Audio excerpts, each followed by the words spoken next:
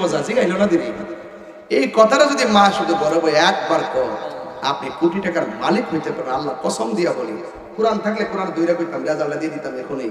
মা যদি এই কথা তো কি রে আমার ফুদ্দে আমার খবরটা লো না রে, আমি খাইছি না খাইছি ফুদ্দে একবার জিগাটা রে আমারে। বাপটা যে তোর জন্য কোমরটা ব্যথা করে লইছে, দাড়িটি ফাঁকা ফাঁকা লইছে। বাপটা যে তোমার জন্য সারাটা জীবন ফুটফুট করতে করতে জীবনটা শেষ করে ফেলাইছে। খালি পকেটে বাজারে গেছে, সন্ধ্যাবেলায় বাজারটা বই রাখছে, টাকাটা করতে ফেলে দিয়েছি।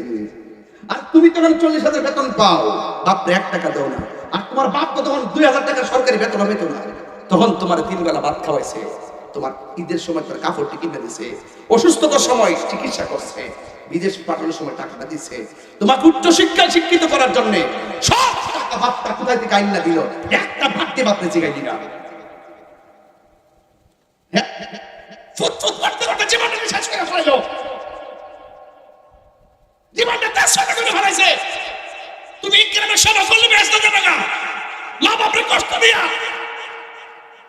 বাপটার চেহারা চাইয়া দেখো, এখন যদি এই গ্রাম ঘরে ঢুকি, ঘরে ঘরে বাপ মা আমার বিচার দিব যে হুজুর সন্তানের দ্বারা বড় কষ্ট আছে। নিজের কাপড়টা কিনার সুযোগ পায়, কিন্তু বাপটার কাপড় কিনার সুযোগ পায় না। বাপটার ফুরান পাঞ্জাবিটা রে বালিশের নিচে ফালাই ইস্তারি করে, হাই রে ফুল টেহা কুস্তি কিলাই টেহা রে কুটিফুটি ম্যাজিস্ট্রেট বানাইছে।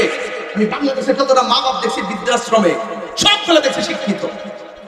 এর থেকে যারা বাসমে রাখা, কোথাও দিয়ে মাটি কেটে খা, সিঙ্গে চালা রাখা, অটো চালা রাখা, প্রত্যেকটা পোলাপান মা বাপদের জান্নাত দিয়ে মহব্বত করে কথা বলে ঠিক কি রকম?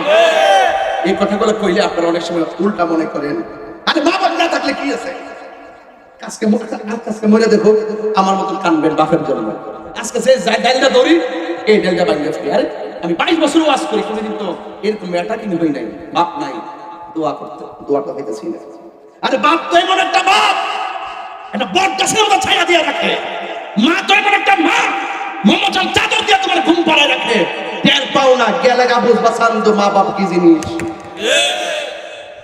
ওয়াজ করছেন মিরাদুল নবী আর সিরাতুল নবী, বলছিলাম নবীর সিরাতের 63 বছর আমার বাবারে পাইছি, কষ্ট নিস না আমার প্রতি।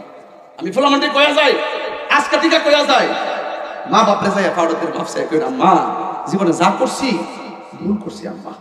আর বাপটা কবরে যায় থাকলে, মারা কবর যায় থাকলে কবর ভরে খারিয়া চোখের পানি ফালাইয়া কইবেন রব্বির হামহুমা ক্ষমা রব্বায়ানি সগীরা। এই দোয়াগুলো করবেন চোখের পানি ফালাইয়া, দেখবেন আজকের মাহফিল সার্থক হয়ে গেছে।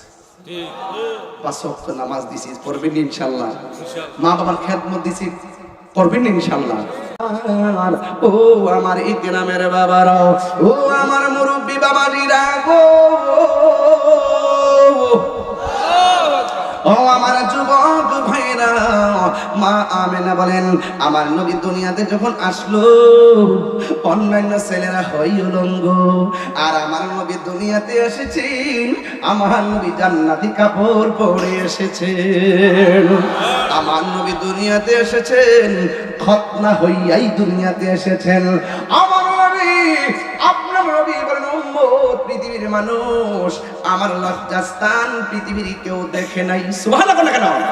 তাহলে সেই নবী কি আমাদের মতো নাকি?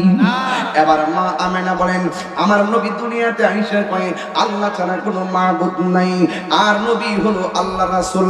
এবার নবীর একজন ফুফি আম্মা, যার নাম হলো সুফিয়া। সুফিয়া বলে আমি তাকে দেখলাম নবী দুনিয়াতে আইসা সাজদার মধ্যে পড়ে গেছে, কি জানে গুন গুন করে গান গাইতেছে।